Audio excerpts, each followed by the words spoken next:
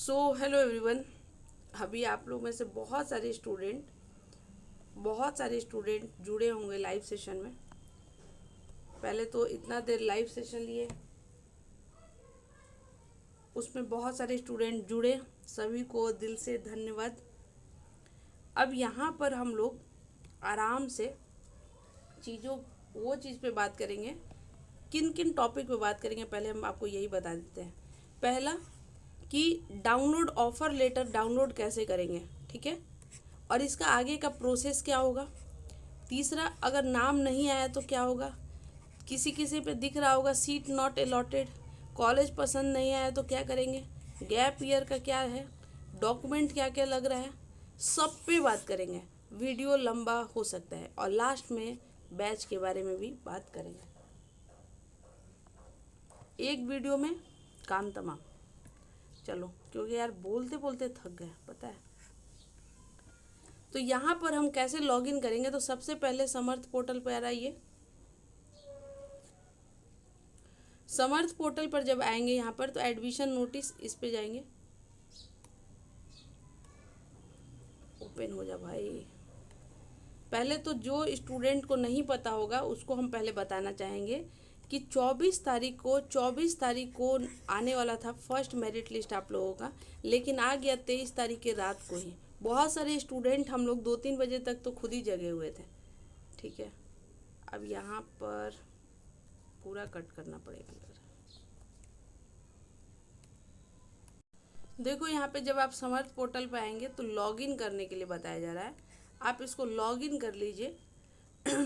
यहाँ पे inter registered email ID और पासवर्ड और कैप्चर जब डालिएगा तो लॉगिन हो जाएगा।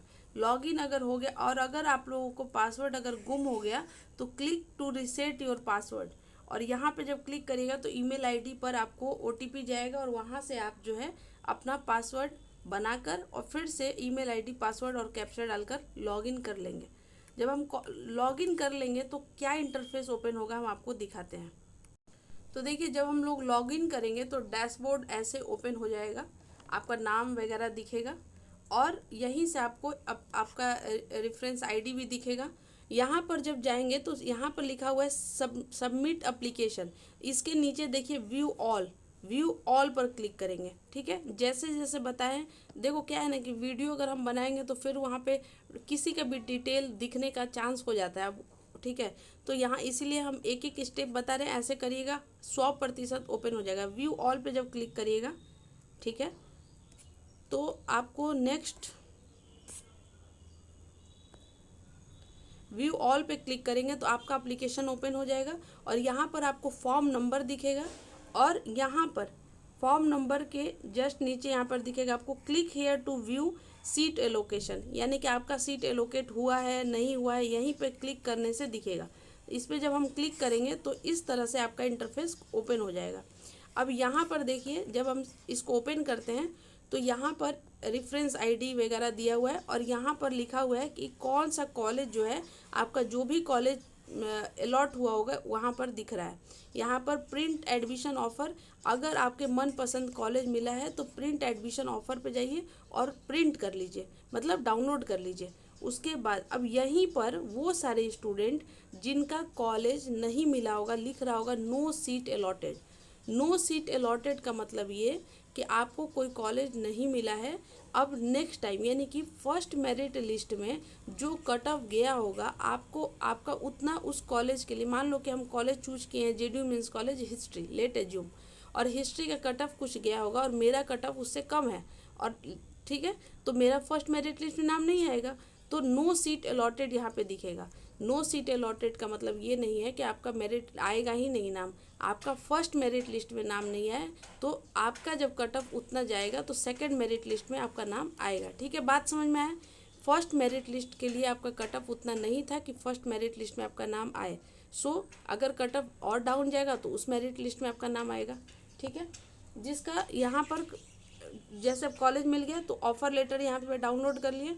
यहाँ पर एक चीज़ और दिख रहा है, सीट एक्सेप्टेंस इंड, और यहाँ पे दिख रहा है 7 डेज, रिमेनिंग 7 डेज। मतलब क्या, मतलब ये कि जो बताया गया था कि 24 तारीख को फर्स्ट मेरिट लिस्ट आएगा, 30 तारीख तक कॉलेज में एडमिशन ले लेना है।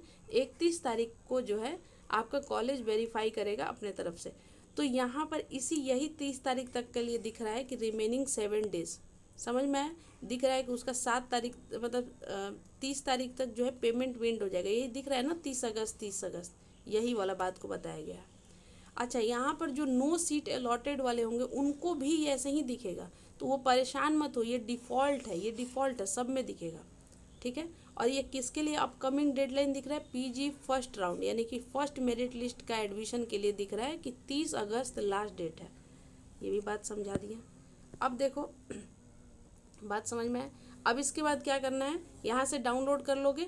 जब डाउनलोड कर लिए यही चीज़ को फिर से दिखाए तो इस तरह का आपका इंटरफेस ओपन हो जाएगा। ये हो गया आपका ऑफर लेटर डाउनलोड, ठीक है, जिसमें लिखा हुआ है अलॉटमेंट लेटर फॉर एडमिशन।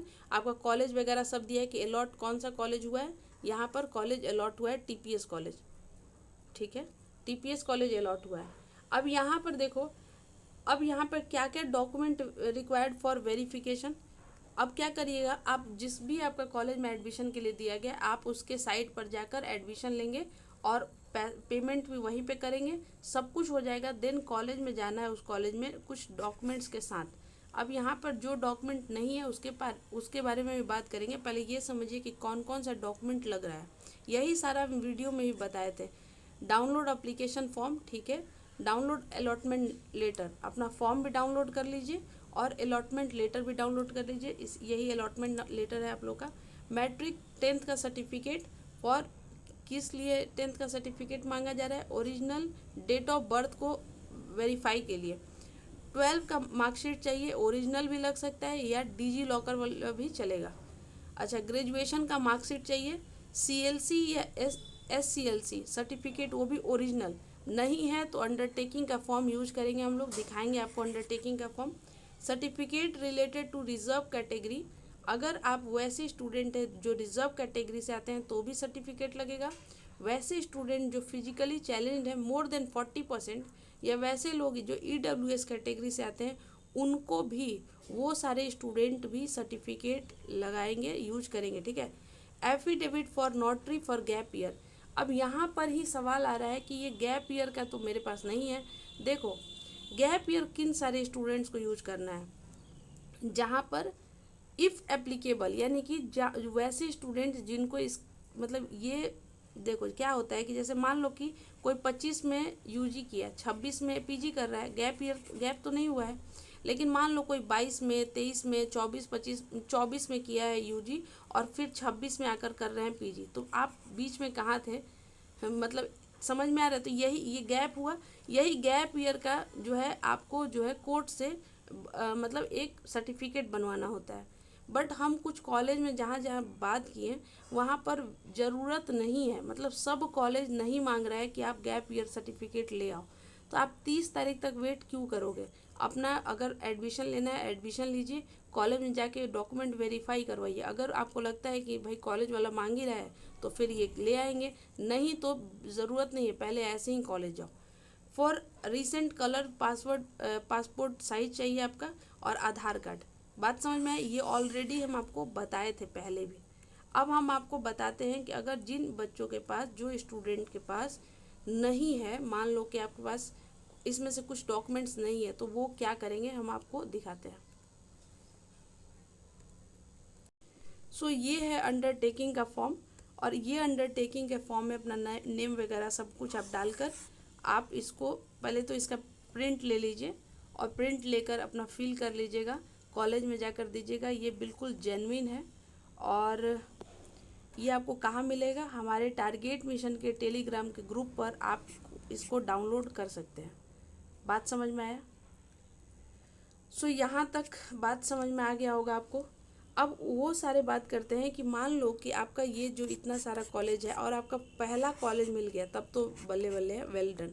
इसको आप स्किप नहीं कर सकते हो। जिसका फर्स्ट कॉलेज मिल गया है आप उसको स्किप नहीं कर सकते हो, आपको एडमिशन लेना कंपलसरी है, याद रखिएगा।